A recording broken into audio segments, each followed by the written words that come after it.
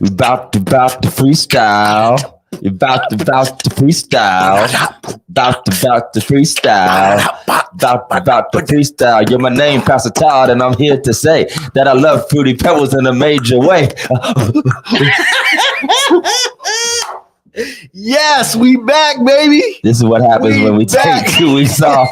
We on CP time. We late. We on CP time. We're rapping. We brought the foolery with us. We gotta make up for 2 weeks of foolishness. Have you all missed us? We know you have. Have you not missed us? Oh man, we know your hearts have been burning. Tears have flowed. What else did y'all do on Sunday night without us? Nothing. I didn't know what to do without drugs. us.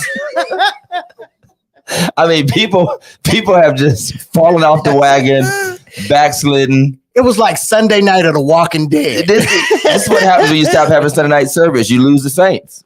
Well, you lose the saints. This is why the saints don't pray no more. They don't pray no more. They don't pray like they used to. They don't pray like that. They don't tarry. They don't tarry like they used to. Yeah, man. Hey, welcome to Religiously Incorrect Podcast. We've been on the summer hiatus, taking vacations, being with our families, doing the daggone thing. We missed Father's Day. Yeah, Todd got his wife pregnant again. Yeah, man. We got baby number 19 coming. Let me. Yeah. That is a rumor. That is false. Right. That is false. Right. That is. I'm just. My phone's about to ring right now. No, we celebrated our 17th anniversary. Yes. 17 years, man. Absolutely. 17 years. That's beautiful. That's beautiful. I turned 40. Oh wow! Happy birthday. From the big 4-0. And it's been one of those times. Pastor Tatum already sent me a lightweight warning / threat that if we come to New York one more time without seeing her and Pastor Osborne, we're gonna be in trouble. I can't believe y'all done that. I can't believe y'all ain't go see Pastor. It's harder than you think to get around, man. You know what? That trip to Harlem cost us enough money. I'm like, listen, you know what? Everybody has an excuse. Everybody has an excuse. And they're all, y'all, the same. Yeah, right. Everybody has an excuse. So what you been up to the last 2 weeks, man, Pastor Jeff?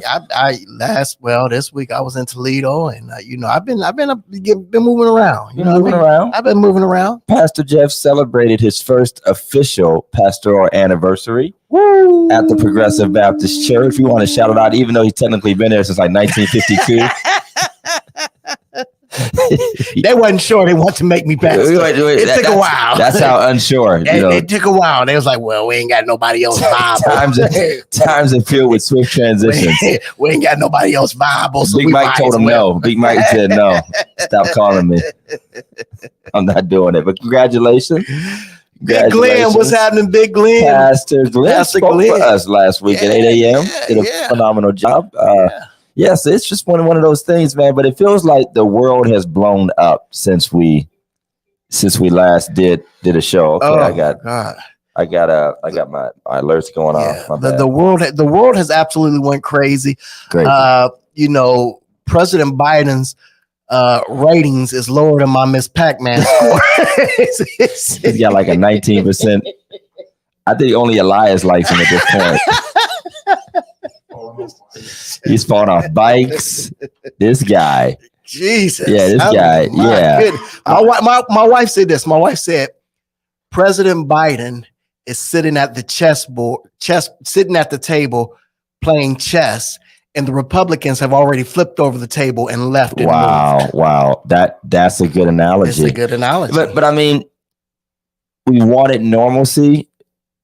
In a way, this is kind of normalcy. Like, this is not the first time you have to be. Oh, I'm a history nerd, right?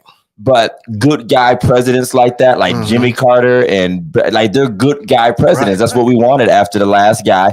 But they often end up having sucky economies and things go terrible, partly because they're good guys in a way. Like they're not fighters. They're not going to force their way. And I heard one guy say it the best. He like lives in a world that doesn't exist. Right. And so I don't, I'm still grateful to have a at least decent man. That's my opinion as a president.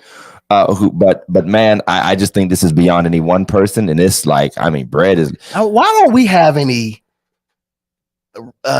Democratic Trumps. We need a Democratic Trump. Just somebody who just don't give a.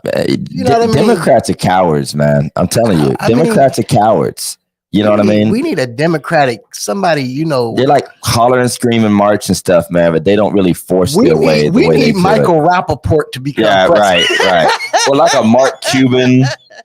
Like we need a business person, but and I hate to say we because I don't even identify with either party anymore. I really don't, because there are many things I do not agree with the Democrats, but I just feel like the Republicans have made it so hard on the social side and the people that take their side. But truth be told, I think we don't take a hard enough look, and we could have a whole other show about that as Black people and Christians at what some of these platforms are anyway, which brings us to we have one party that's okay with overthrowing the government, and another party that's falling apart because Roe v. Wade was overturned. Roe v. Wade. What do you feel about that? I mean, 6 weeks. 6 weeks now. I don't think my wife found out she was pregnant till probably 2, maybe 3 months. I feel like our buddy Holbrook would say about evangelicals, like, I don't even like the title of pro-life. Mm-hmm. I'm pro-life, but I'm not that guy pro-life. What's been portrayed. And quite frankly, I think labels have screwed us up altogether, because it's all about what camp you're in. Mm-hmm. It's like, are you pro-life? Are you pro-choice? It's like, actually, I don't think I fit cleanly in either one. I think life is insanely complicated. Mm-hmm. And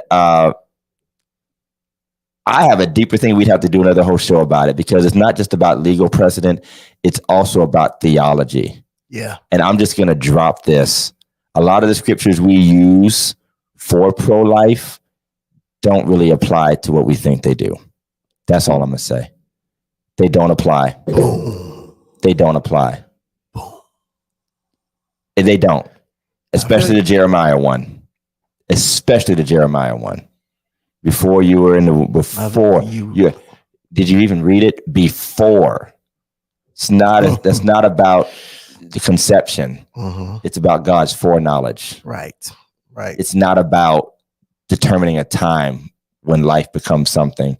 And truth be told, Judaic thought, traditional Christian thought, and scripture talks about breath being taken is what gives life. Wow. But there are very deep, to me, concerns about the flippantness that we have taken abortion over the past 50 years since Roe v. Wade has been. And that's my concerns. That is not even about people are like not even talking about medical necessity or rape or incest as much as they're saying my body, my choice, and just kind of screaming that as a power thing. And again, whenever you just start screaming slogans and that becomes the position, is a slogan, that's dangerous on any side. It's dangerous when it's just a slogan, a cliche, and that becomes your doctrine for life and death. And I do believe that a living thing is dying when an abortion happens. I think it's more complicated than we make it. I mean, what's your take on where the world is going? I mean, what are we going to see? I think with the world, well, not even with the world, what the church has to do.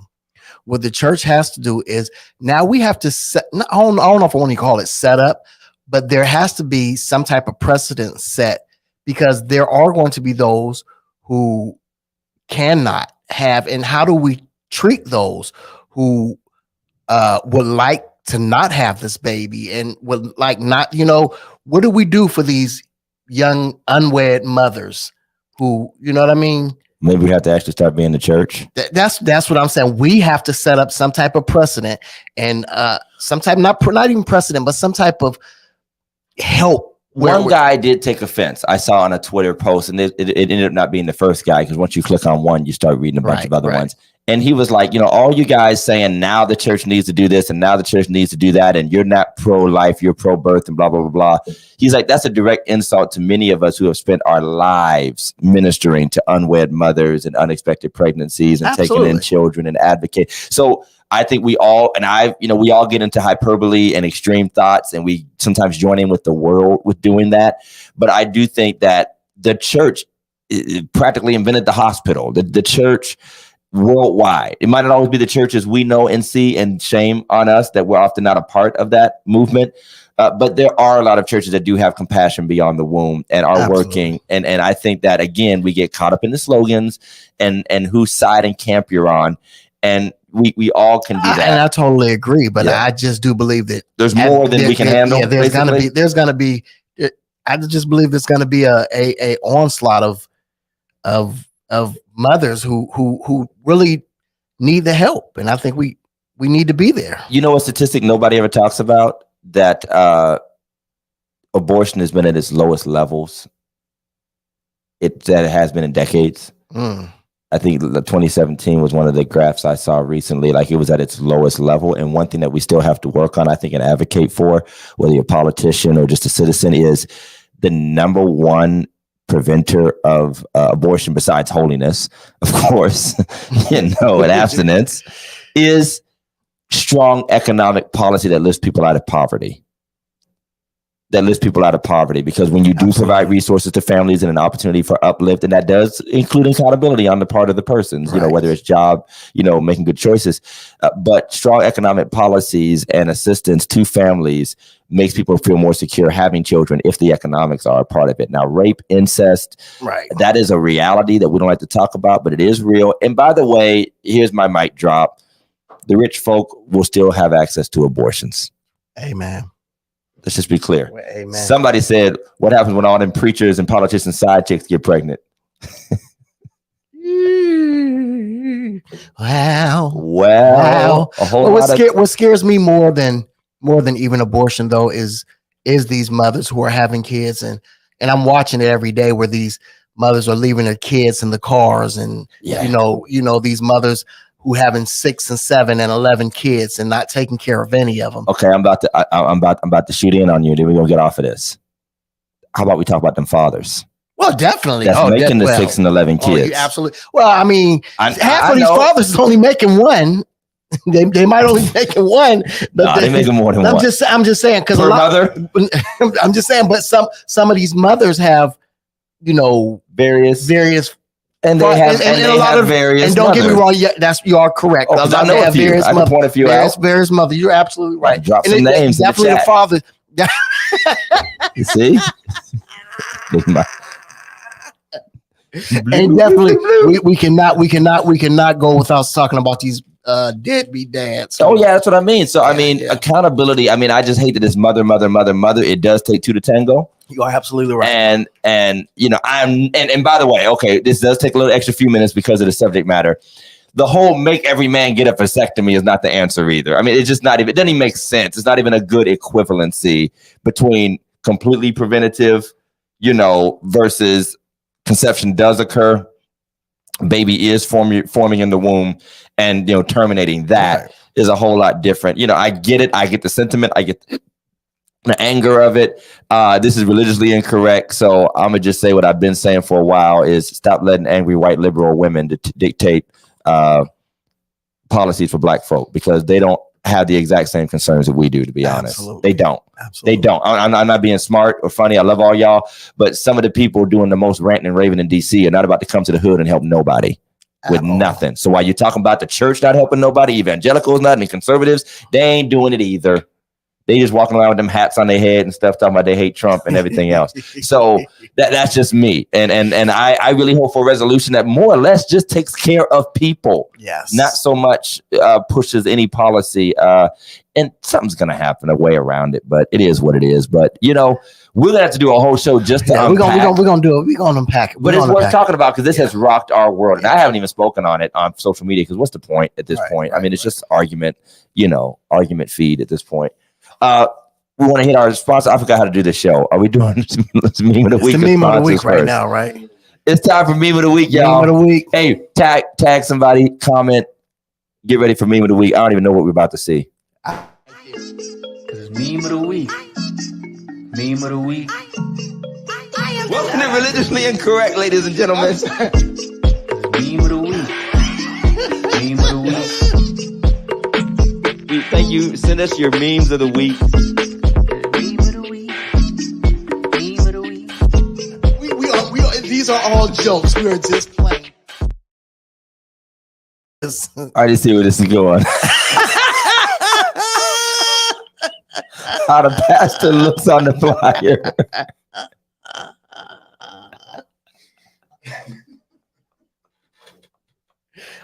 Leave that up because that is good, man. That is good. That is good. How the pastor looks on the flyer versus how he looks when you go to the church. And Bucket, how the church looks on the flyer versus how it looks when you get there. I mean, yeah, that is right, man. I mean, what do you expect? We're gonna put a rough picture on the flyer. I mean, some people do, but you're gonna get our best side just like anybody else. I mean, but sometimes it is over the top, or that person that has not taken a picture in like 20 years. Right. Well, I'm gonna be honest. They're like their high school senior photo. Oftentimes, especially when I take pictures, it's right before I get my beard done, or right after I get my beard done. So I got it all black down there, all crispy, and then all. You show up, you like Moses. Yeah. Sweat from Aaron's beard. You look like old man Jethro. we all have it, or your hair has changed, or you got the old pictures without the beard. I've got the scraggle going, then I got the fresh face pictures. That is an interesting one. Or sometimes people use pictures without your permission and just go on that is the Facebook preacher's kryptonite. It's people who have invited you to an event or whatever, and they just go find their own picture. And why they scroll all the way down to 2013 when you first started your Facebook page? Or a selfie. I love Elder Carter. She's probably watching right now, but she loves me without the beard. So every time she posts something, she wants a picture without the beard. I'm like, stop doing this, Elder Carter. We rebuke you. I have a beard. We rebuke that beardless spirit. A beard. Okay, he is getting back in touch with his Black Israelite roots. I go to action functions. They be like, "Who are you, sir? Who are you? Are you the help? Are you Yeah, that's a good one, and we all have to be wary of that. We're wary of that. If you have a meme of the week, you can send it to us at religiouslyincorrectpodcast@gmail.com or email or inbox, us, Instagram, Facebook, YouTube, whatever. We might use it, we might not. But that was a classic. I like that one. We might have to add that to the intro. I like it. Yeah. That was a good one. Yeah. That was a good one. Let's thank our sponsors. We haven't been on for a while, so we have to do extra long ads to really promote Phillips Care family of businesses. Man, you better get that money, Mike. Better get that money. Like Frank Lucas, they thought I forgot, but I'm going to get that money. I'm going to get Bumpy's money. All right. Phillips Care Cleaning Service. They do residential and commercial cleaning. Call my man, Fernando. And I always say it is so much more than cleaning. They do indoor, outdoor services, all types of repairs, home improvement, carpet cleaning. And I mean the real stuff, not just the thing you rent from, Giant Eagle. You get the real thing, right? It doesn't worry. Just make your carpet wet and stank and moldy because you use too much water. Check out Phillips Care Cleaning Service. Call Fernando at 330-219-7916. Tell him Religiously Incorrect sent you. They'll get you right no matter what your household needs are. And while you're at it, I might have to call him because my ride mower broke and I'm in tears. Phillips Lawn Services, brother, it's scissors. Phillips Lawn Care Services have been in business for over 10 years, serving Trumbull, Mahoning, and surrounding areas. They will do your mowing, your edging, your trimming, removing debris, cutting down small trees, bushes, all that stuff, leaves. They take care of everything. Again, call 330-219-7916 or look up Phillips Care LLC on Facebook. They are not only proud sponsors, but wonderful Black-owned businesses in the region, and they are just growing. And by the way, they're also hiring. I'm sure if you know somebody needs a job, get them hooked up. They'll learn some skills, make some money, and help to add to the economy. So thank you. If you'd like to be a sponsor, once again, send us your information at religiouslyincorrectpodcast@gmail.com. We have a form ready for you to complete so that you can be exposed with you and your business to our millions of visitors across the globe. They will all be exposed to your brand. Pastor Jeff, introduce us. And now, the moment you've all been waiting for. The hour is far spent. We've been in church, saints, for some time now. But we do have a preacher. There's a preacher in the house. There's a word from the Lord. Oh, my God. Tell us about it. Listen, get ready. We are excited to have with us on today the missionary, the myth, a real missionary. a real missionary. And we're going to talk about it in a few minutes. But she is a phenomenal preacher. You called her a myth. I didn't mean the legend. Yeah. Excuse me. Listen, she is not only a preacher, she is not only a missionary. She does a little bit of rapping, Music artist, dancing. She does all kind of stuff. She be all up in your videos. Right. Her husband think he can ball. He can ball. But listen, give it up for my girl Cassandra Leavell. Hey! Bring it in, everybody. Let's give some religiously incorrect love. Good to see you. Yes. How are you? I'm doing well. Right. Thank you for having me. Thank you for being here with us. Thank you so much. We have a couple things we want to talk about today. The name of our show today is, what is it? It is Millennials, Missions, and Misinterpretations. See, this is your title, right? I got it. Boy, I knew you was gonna forget. I almost put it up. I knew you was gonna forget. It's like forgetting your own sermon. I've done that before. Oh, I have too. We've done it. We all done it. But listen, so we want to talk about, first of all, I want to talk because you do some phenomenal missionary work. So I just want you to tell us a little bit about the missionary work that you do. I know you got a trip coming up, but you've been all over. Just give us a brief background of what you do missionary wise. First of all, she is a member of, Lord have mercy. Now I'm forgetting everything. Where do you go to church? No, don't tell me. It is Metro. I know, it's Metro Assembly. Yes, Metro Assembly on South Avenue. And I got a chance to meet your pastor the other day during the nonviolence walk. We met him on Facebook when we met on his show and things. But he was just phenomenal. He was just a great guy, very fun, very loving. So thank God for him. Just got into a scrap at the nonviolence walk, didn't you? Didn't you scrap with somebody? Yeah, I was fighting. No, but he was just great. We held it there at your church. So, but he was phenomenal. So, tell us a little bit about yourself. All right. Well, again, my name is Cassandra Leavell. Been married 17 years, 3 children, and my daughter's in college. Well, our daughter is in college, her second year in college, going into her 3rd year. We got a junior in our house of high school and then a freshman. So y'all pray for us. Yeah, but I love the Lord and I am a missionary. I've been blessed to be able to travel to Central America to preach the gospel, Haiti, Dominican Republic, and Africa as well.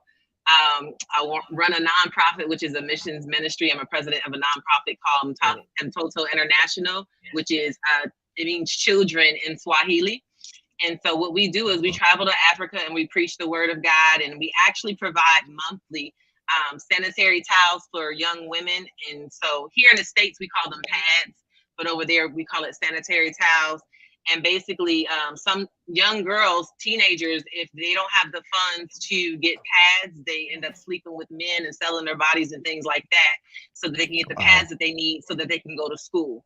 And so we strongly believe that every person deserves to get an education, and a young woman should not have to sell her body to be able to get menstrual pads, you know what I'm saying, to be able to go to get her education. So we try to help out with that.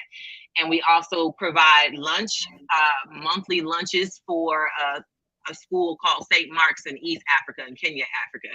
And so, yeah, that's some of the work that we do, but I love going and just preaching the word and building relationship and just being able to share the love of Jesus through word and deed.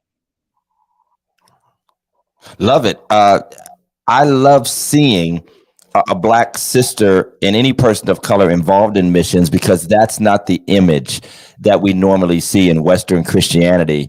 And of course, we know that God is no respecter of persons concerning race, but we also know the call for all to be involved in ministry, and how the idea of ethnicity and race is all represented, and it should be represented here too.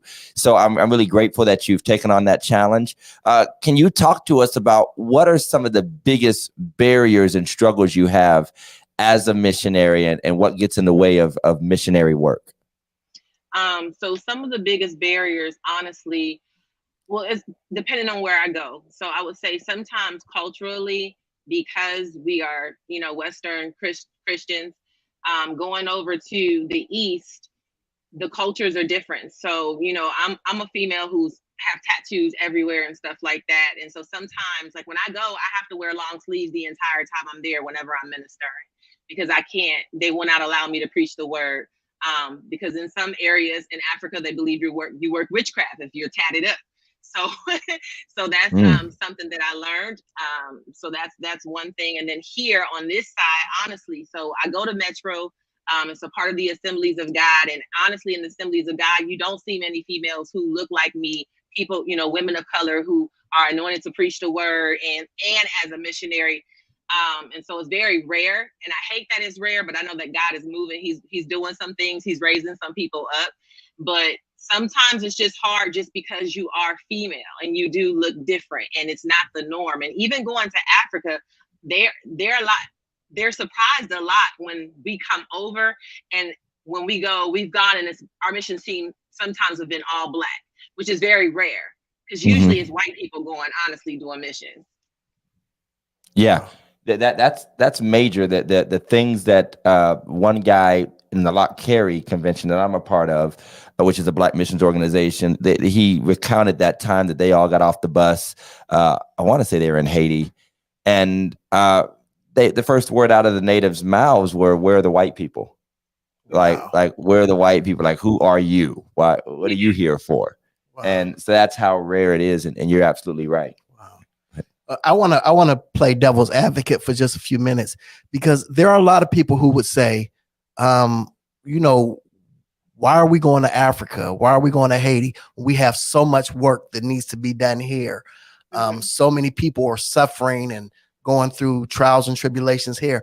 What would you say as a missionary to how would you rebuttal that question? Yeah, so I've gotten that question several times, honestly, even from my own family. Sometimes it wasn't a question, it was a good, almost trying to cuss me out or something. I don't know. But the way I respond is, number one, I don't just go over there, but I'm out here in the streets in Youngstown. Like, you know what I'm saying? I'm a volunteer at Now Youngstown. So we hit the high crime neighborhoods every Tuesday, right? Preaching the word, walking, going door to door, evangelizing, witnessing and praying. And so, I do work here faithfully. And so that's the first thing I always try to let people know. I'm not just someone who's just going over there, but we believe in across the street and across the sea. You know what I'm saying? And so that's one thing. Yeah. So that's one thing I try to tell people. I also have the opportunity to minister at a drug rehab once a month for all women. I do that as well. That's local in the city of Youngstown, right?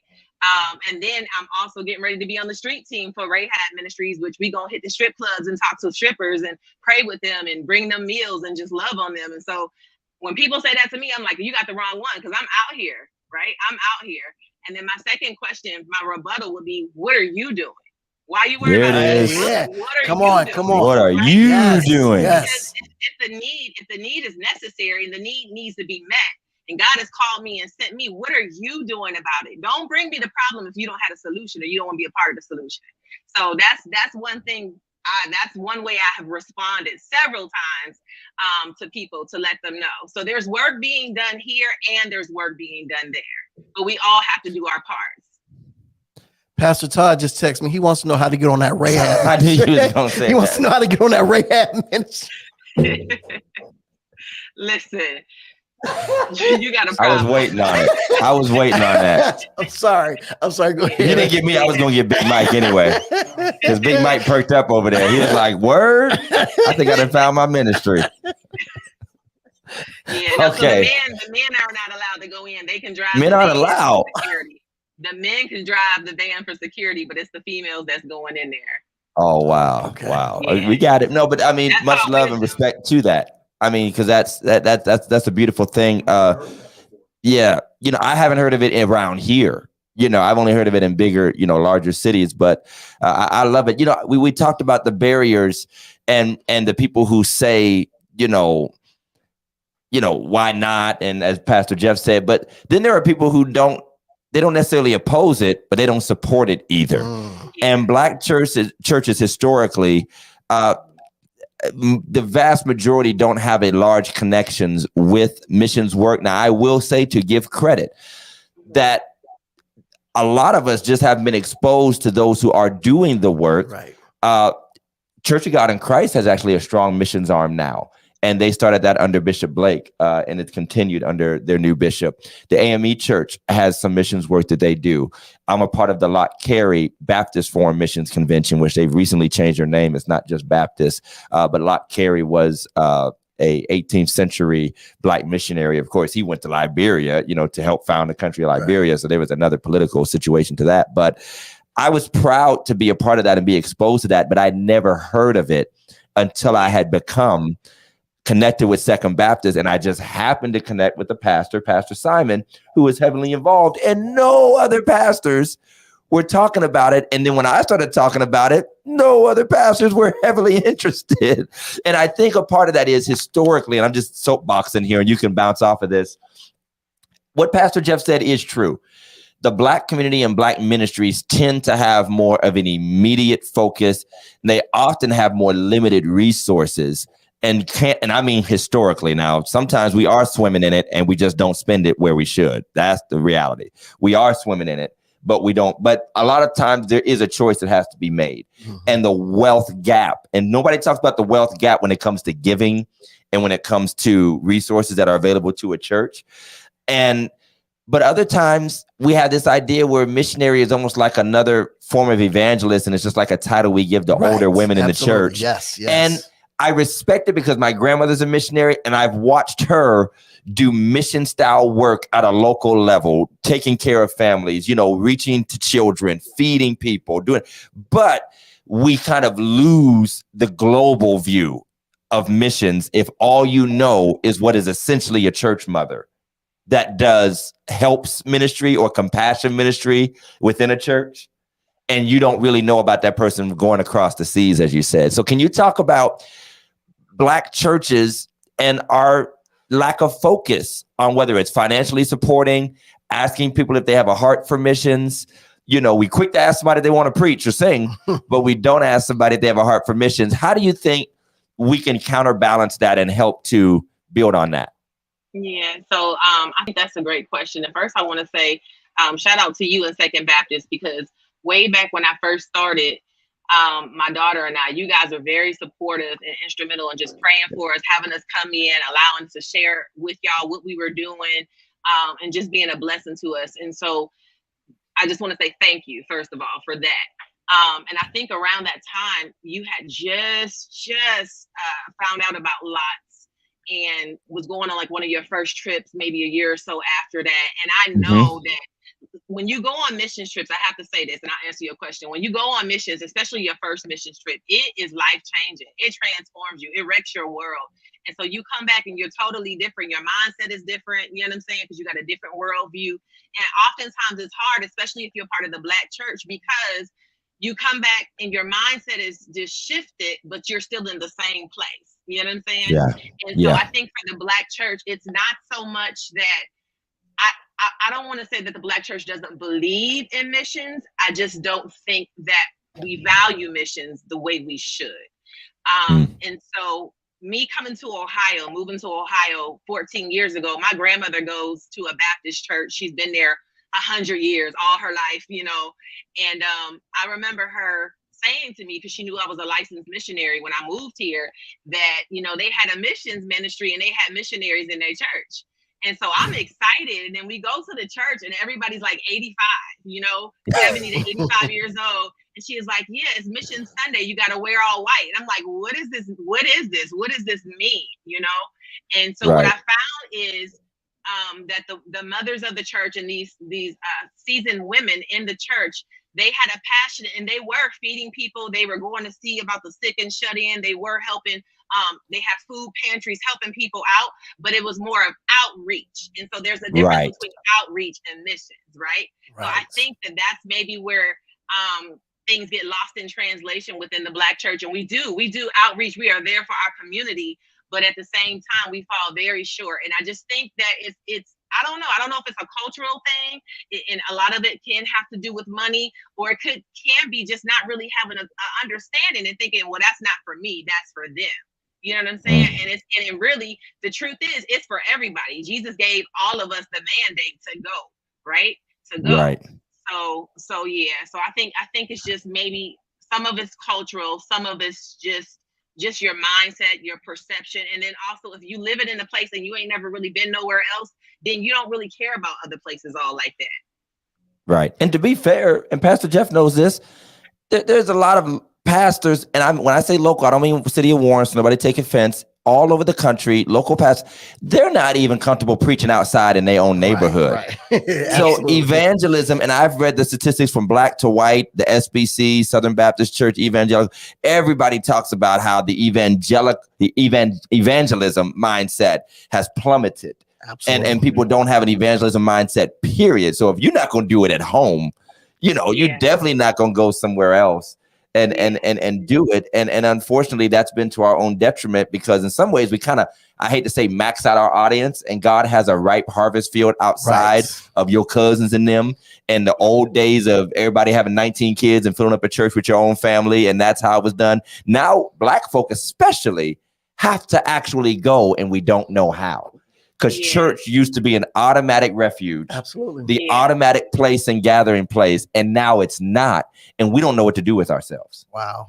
We don't know what to do when the black folk were Christianized, not necessarily Christian. Right. It's like America. It's Christianized. You just know, I was drunk all night, but I know where to go to the house of the Lord in the morning, and I was singing the choir, and you could count on that being your crowd, your tithers, and eventually folk try to get right, whatever, later in life. But now, even with our young people, even with our communities, we don't know what to do with diversifying communities. Right. When Latinos move into the neighborhood, or we're scared of gentrification, that's more harvest, but we don't see it that way. Absolutely. And I absolutely agree that it's not that we hate it, we just don't value it. And I like the way you put that. We don't value it the way we should.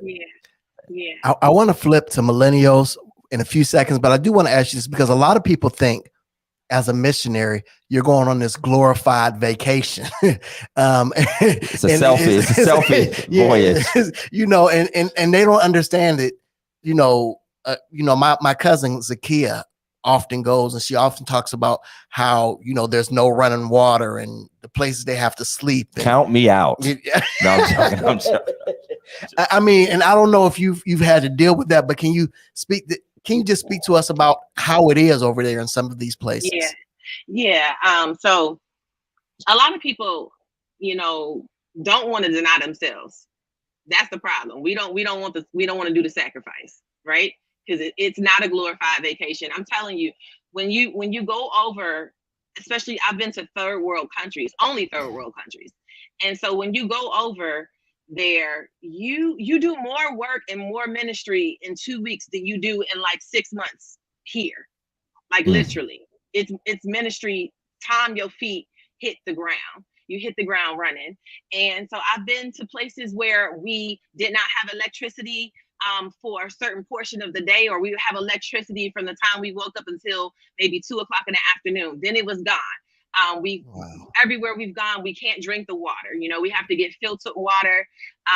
And then even with that, there could be some issues. You can have what we call traveler's tummy and things like that.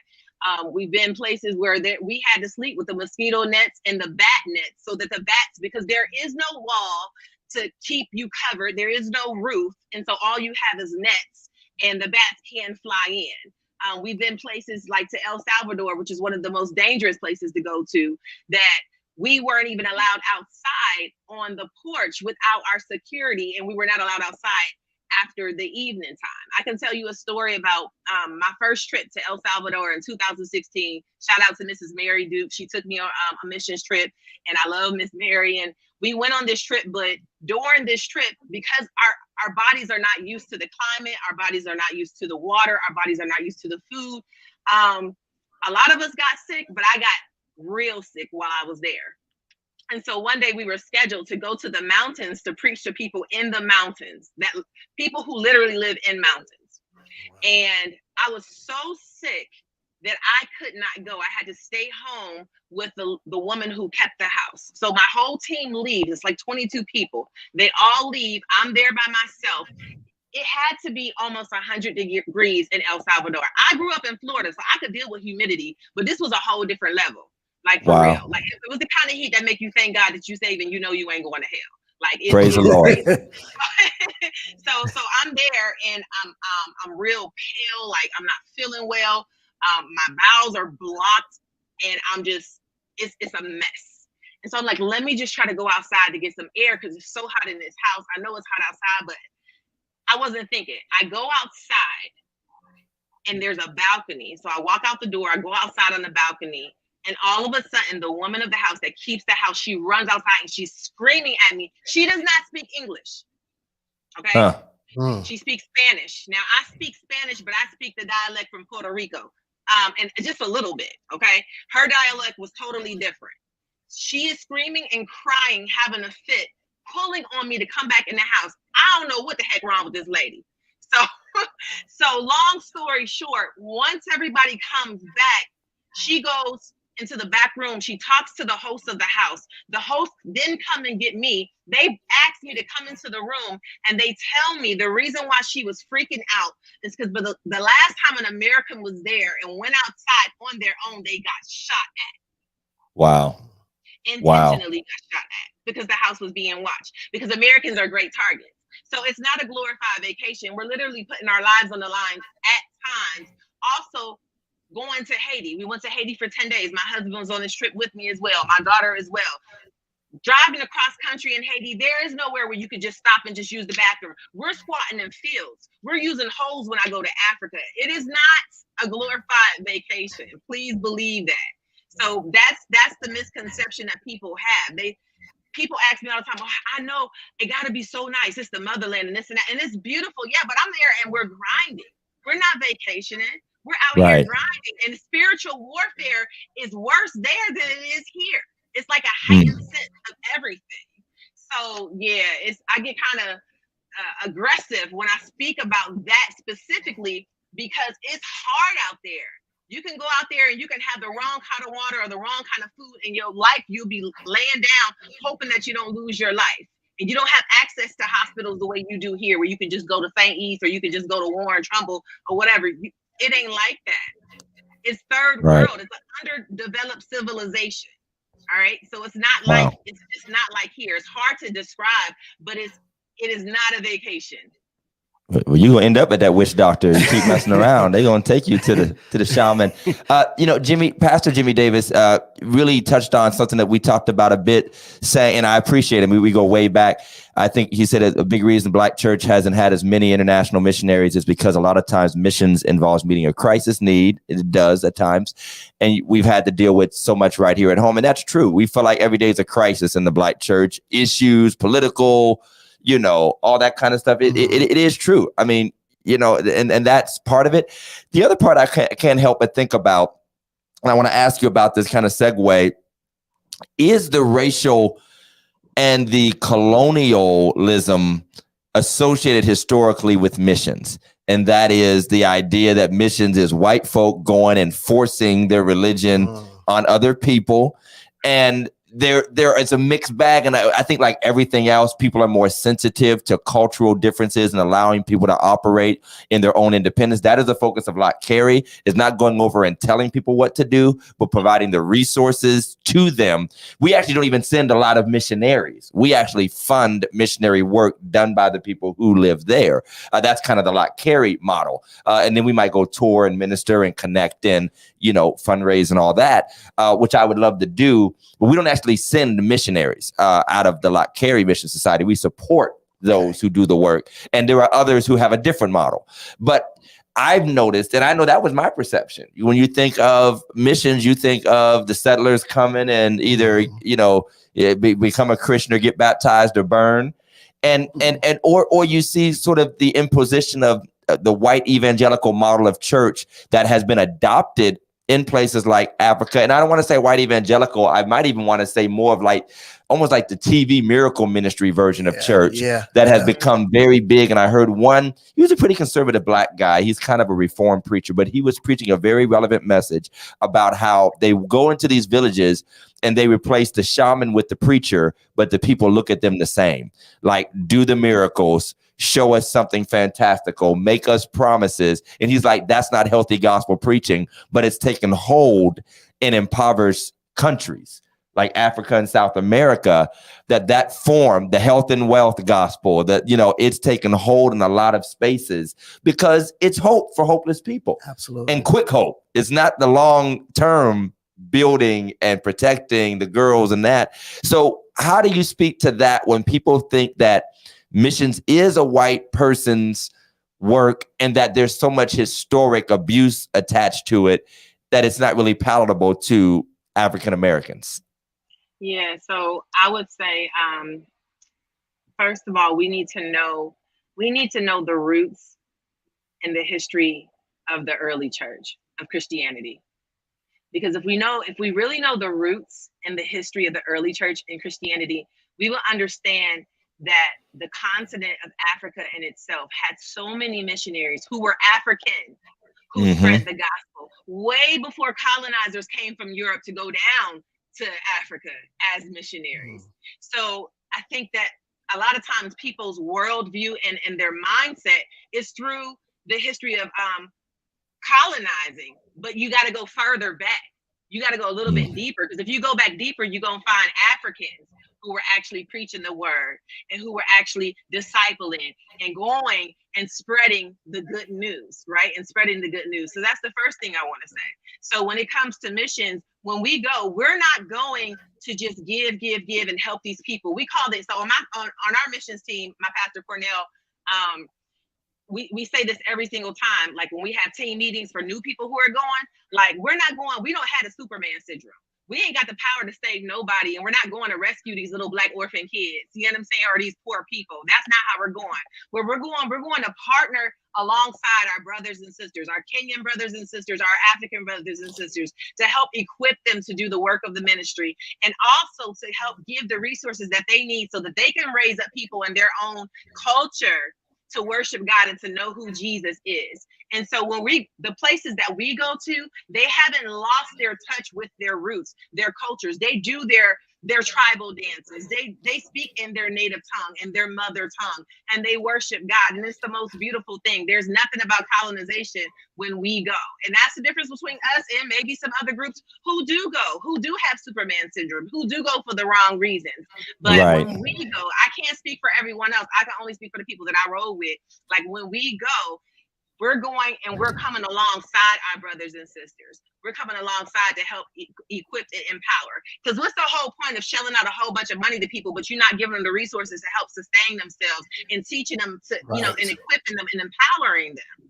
Like that's not what we're trying to do here. So I think a lot of our Black brothers and sisters, we've been so hurt by racism, by, you know, colonization, and even the white evangelical church. And so when we think about missions and we think about missionaries going to these countries, we actually have it from the perspective of racism and the history of Americans.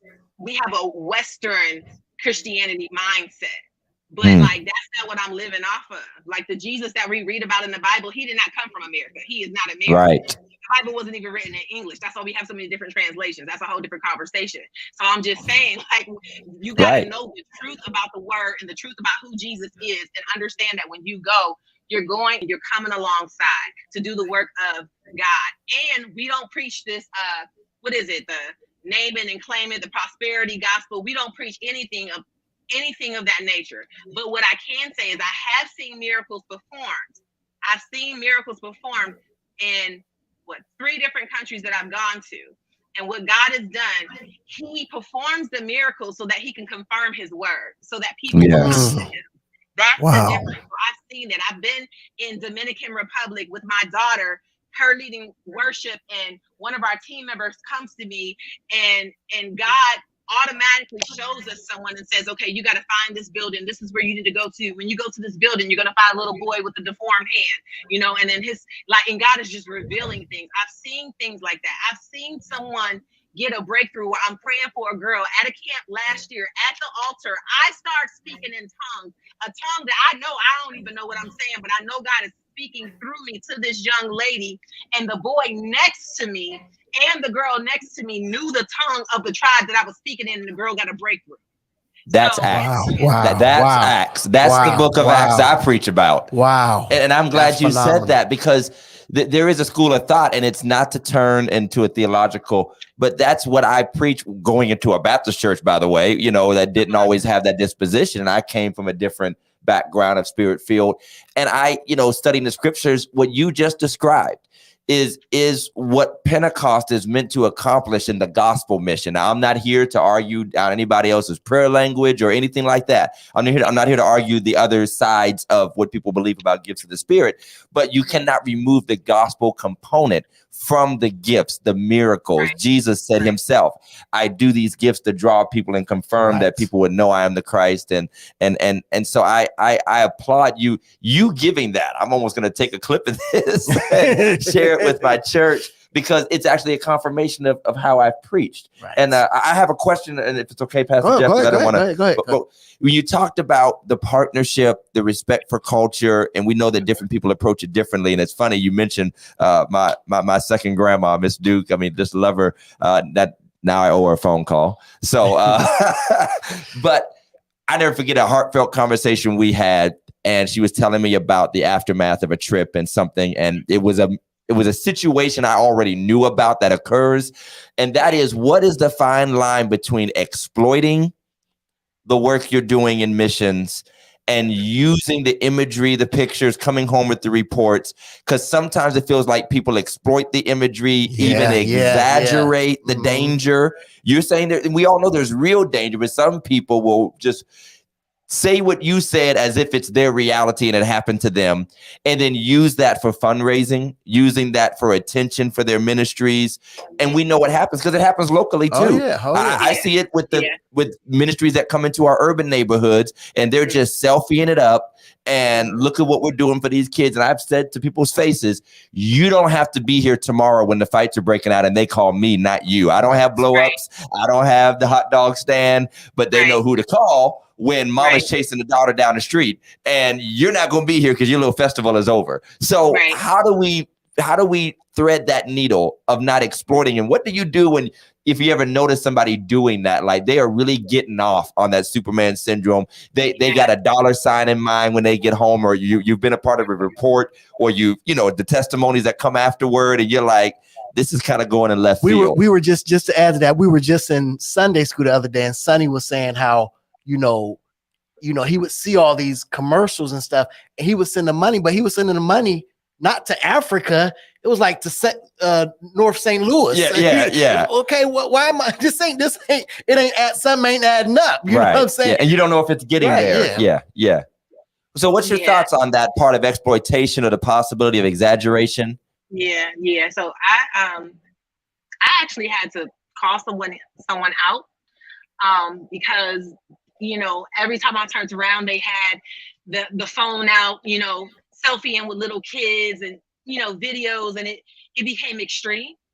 And I'm like, if you were in America, would you come to the hood, the east side of Youngstown where I live, and do that? Right? Would you be driving down the street videoing people's kids and taking pictures? No, you're not gonna do that. So you're not gonna do that there, because you wouldn't do it here. And so I think that when we see that, we have to say something, because it's foul. It's just wrong. It's just foul. And I don't know. I think when people do that kind of stuff, it's like when we go and think, and God should be glorified. Like, who are you trying to glorify? You know what I'm saying? Who are you trying to point people to? To you, to get more money, to build up your platform? Like, so I think that when we see it, we have to say something. Like, if it's wrong, it's just wrong. And I've said it. I've done that on trips, where I had to tell a girl, like, what is wrong with you? Like, stop. Like, you know what I'm saying? Because these are, it's just, I can't even articulate like how foul it is. And then I've seen people, we've been on the same trip, seeing the same stuff being done. These people not even really being in there with the people, not really even being used. And then they come home and they talk about all this stuff. And I'm like, bro, like, okay, what trip was you on? Because I didn't see you out there. Wow. You know what I'm saying? I didn't see you out there touching with people and talking to people and, praying with them. And like, so It's crazy, but people do that. People do that. And so I think we have to remember, like, our teams, again, we have team meetings before we go. Like, I leave again in August 23rd. And so this will be my first time ever leading a team by myself to Africa. And so, and God bless, Cornell has been such a blessing. So he's going to Madagascar, and then we're going to Africa. And so he asked me, he's like, I want you to lead the team. And I'm like, praise the Lord, that's cool. But we have team meetings constantly to let these team members know, because we have team members from everywhere, from Michigan, from Jersey, or from wherever. Like, listen, when we get there, remember, it's not about us. And you want people to feel, you want them to be seen, and you also want to show people respect and give people dignity, right? Yes, yes. I was in Haiti one time, and we were, y'all know Dr. Sherry Woods. We were all in Haiti, and we went into a neighborhood to pray for people and to give out food, like, because there's a senior community who can't afford food, so they get a bowl of rice and beans a day from the mission.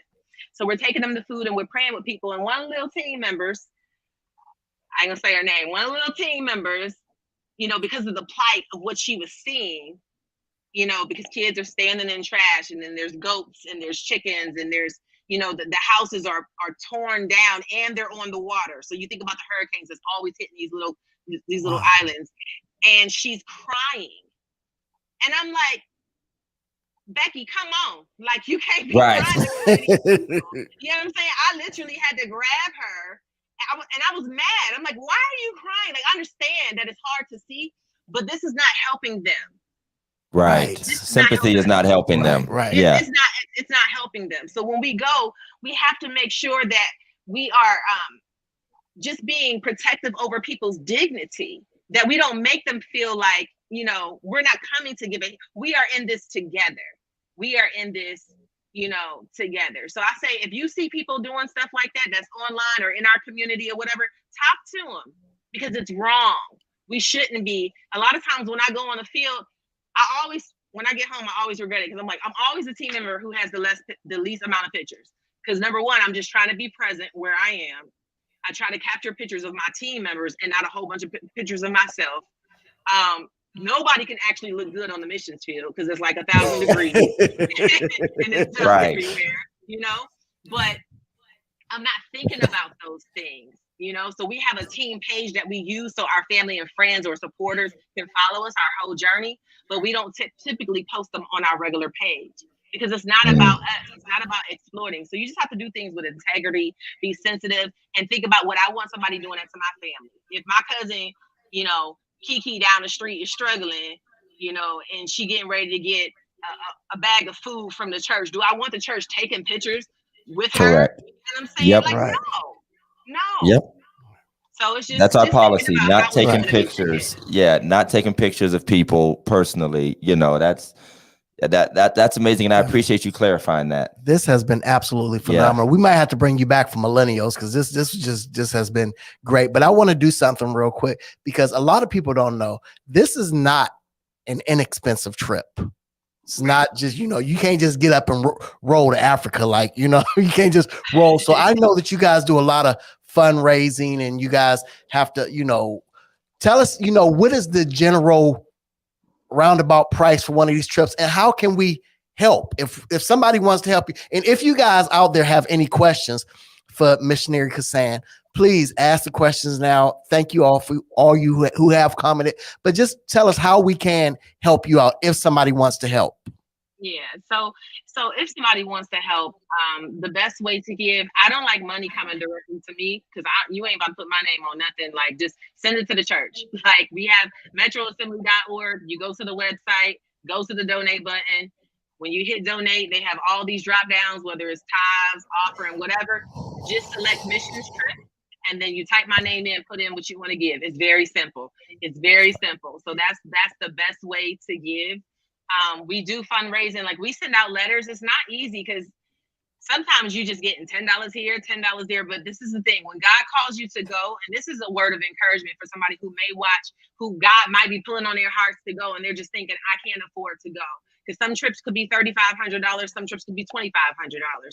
it depends on where you're going. It's more expensive to go to Africa than it is to go to Haiti because it's closer, right? But God will provide if he calls you to go. If you set your heart on going. There's never been one time where the Lord has told me to go or my daughter to go, and God has not fully funded us or exceeded what we were trying to raise. God has come through for me so much with exceeding that we were able to bless other team members with overflow. So wow. So if you sense that God is calling you to go, then just step out in faith. Shout out to my girl Sarah Brown for putting the link on There it is right there. She's on it. She is on it. That's one of my team members. Sarah and I, we travel to Africa back and forth together. We're part of the same ministry, and I'm the president over that we do the work in Africa with. But yeah, it's God will provide for you. So I just want to make sure I say that. I'm thankful if people want to give, but I'm not going to beg nobody because I know God's going to come through. So I do my part. I let people know I'm going, and then I trust that God will, and he always does. And let me say this real quick because I'm talking a lot. If you've never gone and you want to go, I want you to inbox me because we have another trip. August probably won't be possible because of how close it is, but we're going back in December. So, you know, if you've never gone, Pastor Jeff, I talked to you before. I was like, we need to go. We haven't talked again about it, but God really put you on my heart. I'm like, I just think She's it's calling something you that out. you need to experience. So yeah, I am. So you gotta do something. Absolutely, absolutely. I love it. Absolutely. I love it. I probably would have tried to go right now, but you know, since we got this new 10-month-old baby, he ain't letting me go nowhere past the bedroom. Forget that. Well, if you would stay out the bedroom, you wouldn't have a baby in the bed. Hey, I ain't gonna lie. I'm dead that your daughter's brother is like the same age as her baby. Like that's crazy. Right. That's so crazy. Right. I wanted to ask, and there was a question that was asked about what do you think about missionaries coming to the U.S.?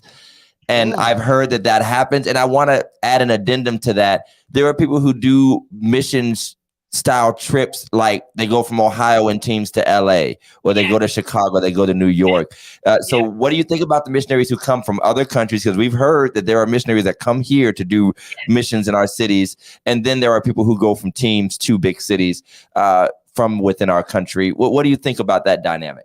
Yeah, so I love that she asked that question because we need missionaries coming here because we live in America. Y'all know how jacked up we are here. We need missionaries here.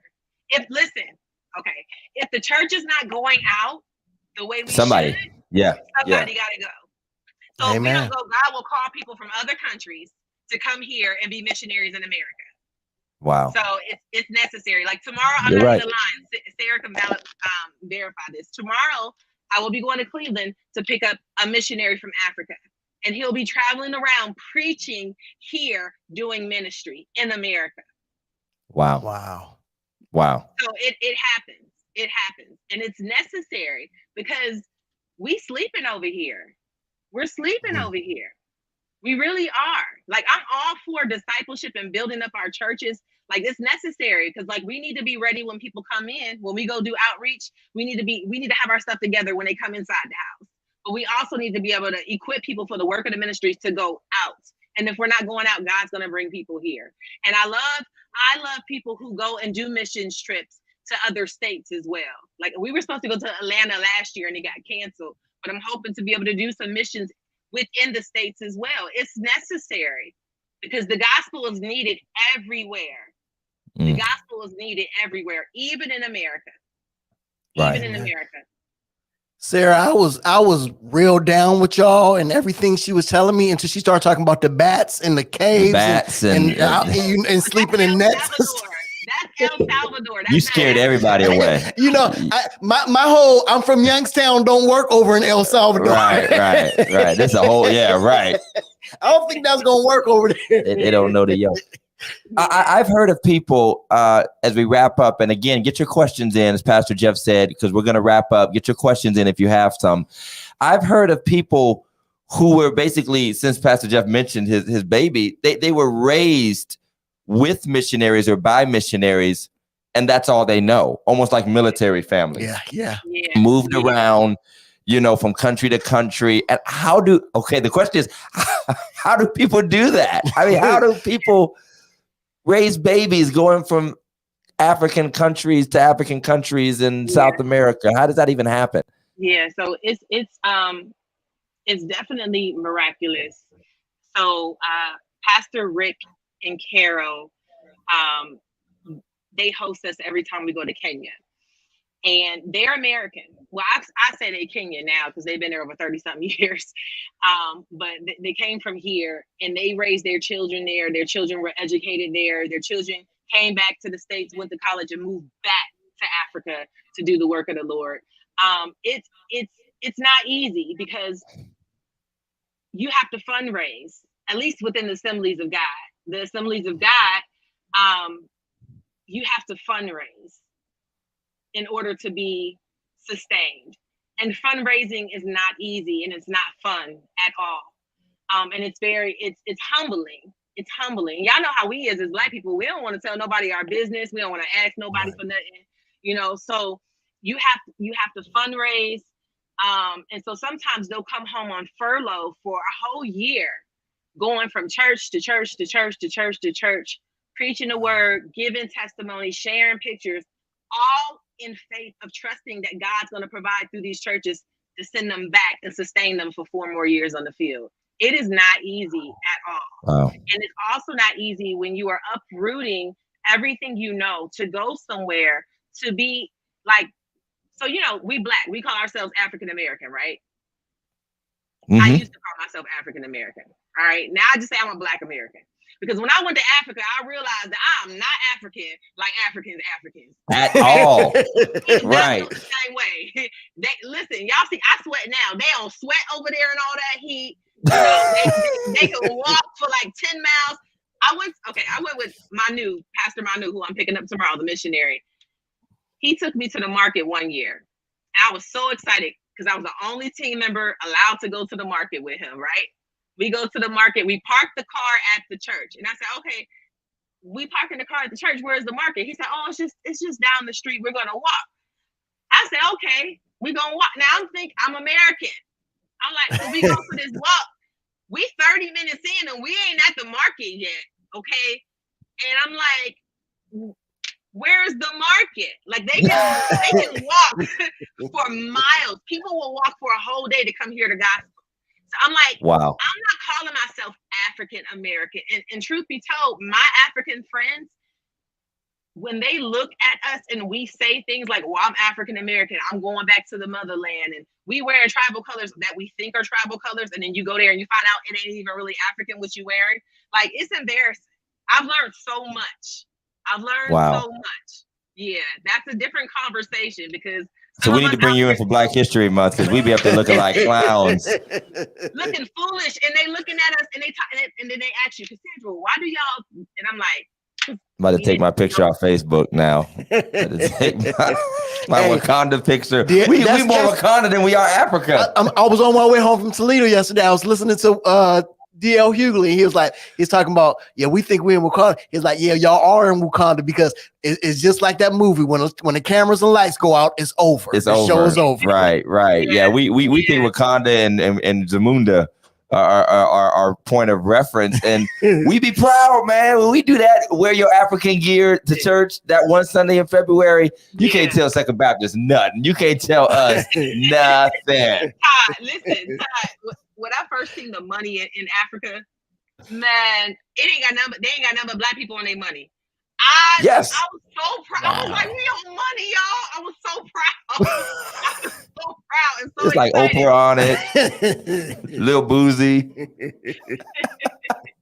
No, I mean, I love it. And I think, honestly, we are due for real culture shocks. Yeah. Because I almost believe that Black culture is almost becoming cannibalistic over here. Like, because we have sort of mastered this idea of culture, we really don't know what it is because we're so used to being the outlier.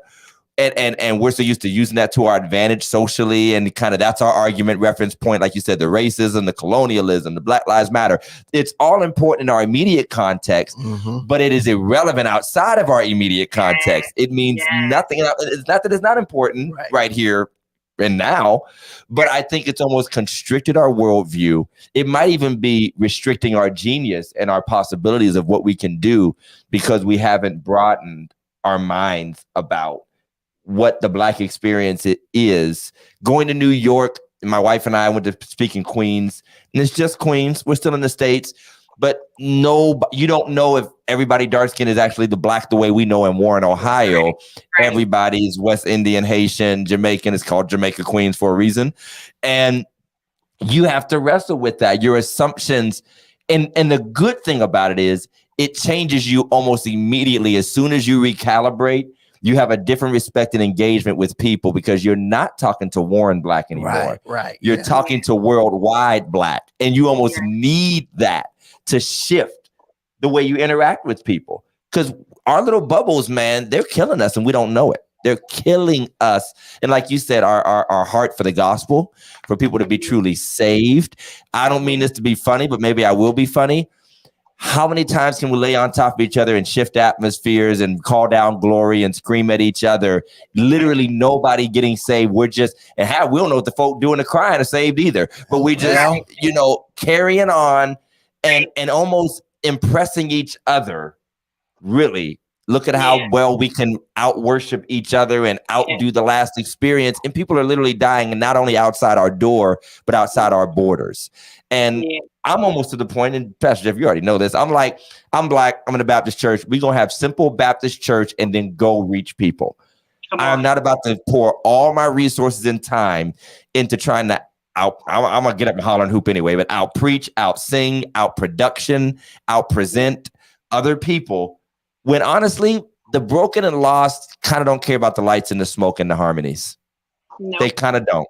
And if you would see the worship that goes down in those simple places where I know you go, the energy that's produced out of the love for God and the whatever culture, it's not as rehearsed as we're doing over here, but it's far more effective. But like she said, when you got somebody who willing to walk a whole day, that they came for a miracle, to get that miracle, to come and minister, to come to be ministered to find out about the gospel. And is it in the places you've been to, do they have translators as well? Yeah. So in Kenya, I'll talk about Kenya.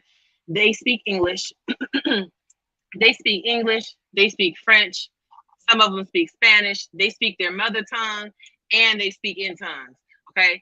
So, but then like when we go to places like Haiti, we have to have a translator. When we go to El Salvador, we have to have a translator. Same thing with Dominican Republic. So it just depends on where you go. But one thing I wanted to point out that I didn't say yet is that, Pastor Todd just talked about how, our worldview can kind of be jacked up at times. It's not just our worldview, but it's our God view. We only know God from where we see him at. Like he's the God of Warren. He's the God of Youngstown. He's the God of the States. And we put God in a box. But when you get ready to step outside of yourselves and go across country to a different culture that you're not used to, your eyes are open to who he is, because you get a chance to see image bearers who don't look like you, who don't talk like you, who don't worship like you, who don't live like you, who may look in some people's mind, I don't know, scary or whatever, because they have something in their nose, or their ears are a little bit longer, or they're dressed a little bit different, or they're doing their tribal dance. But it's like God that's a part of the God that we worship. They're a part of him. And so I think we limit who Christ really is when we don't go outside, because we don't get a chance to see him in his fullness of creation. Wow. I mean, this has been amazing. It has. It really has. Pastor Jeff, I want to say you made a great choice, man. When you told us about Cassandra, and I think it's wonderful. The work you're doing, we want to put that link back up, Big Mike. If anybody wants to donate to the missions work that she is doing with her team, and Metro Assembly is heavily involved. I only know Pastor Cornell in passing, and shame on me for not getting to know him better. But just knowing that he's involved with a lot of outreach and missions. Give, support, even if you don't know if you're going to go, at least give to those who are going. Absolutely. And then ask God if that might be a part. And I think we need to open up a new portal a viable ministry for the church, in particular the Black church, so we stop shoving everybody on the usher board in the praise team, there are people called to missions in the same way. And again, that's a part of us constricting ourselves because we have really beat it down to 3 or 4 spaces, and we forget there's so much more people can do for the sake of the gospel. And I want to thank you. Everybody give it up for Cassandra for being a wonderful guest and for sharing with us. Our last sponsor, right quick, if you want to hang tight, Phillips Care Training. Mike Phillips, you all know the story. He's one of our hometown boys who's done wonderful, played football at Pitt, came home. It got all swole, whole family swole. His baby's doing one arm push-ups on Facebook like Sylvester Stallone. They'll get you right. They're the owners of High Street Fitness in Cortland. They're a part of the Phillips Care family of businesses, and they're sponsors of Religiously Incorrect podcast. So it's a little too late to get your summer body right, but if you want to get your Halloween body right, check out Phillips Care Training. You can fit that Halloween. You can fit that sexy nun costume you want to wear to the company Halloween party. They basically have like a sexy everything nowadays. It's hilarious, like sexy cat, sexy. So we want to thank our sponsors. We want to thank our viewers. We are back, and we're glad. We have some great shows coming up. We got to revisit the missions work, and you know what, you were right, it's been a few years since we've had you. I think it might be a good time to bring you back and have you talk to our church and our young people about missions again and see if we can help you guys along. And I'm sure there might be some other churches that want to do it. Let's do it. And if you got a problem with missions, and I'll just be real about it, because Lock Carry is one of our portals and our main avenues. Right. If you think missions is a white thing and you got a problem with missions because it's only, then start supporting Black missionaries and start getting involved and start putting people there. It's like everything else, politics, police, education. If you want to see a change, then involve yourself, whether it's giving, supporting, going yourself, so that we can see better representation and we can broaden our culture. So Pastor Jeff has the last word. And just thank you for representing us. Thank you for showing us and leading by example and doing all that you do. We are so grateful that you came on. I know we didn't get to talk about the Millennials or the Misinterpretations. We'll get to that again. We'll get you back on. But thank you so much. This has been a true blessing. Y'all give it up for her. Please give it up for her. Please support. Please contact her. If you want to be a missionary, if you're thinking about going over there, holler at your girl. She will help. She'll make it happen. She'll make it happen. Like, follow, share. We'll see you next week, Sunday night service. Until next time, stay holy.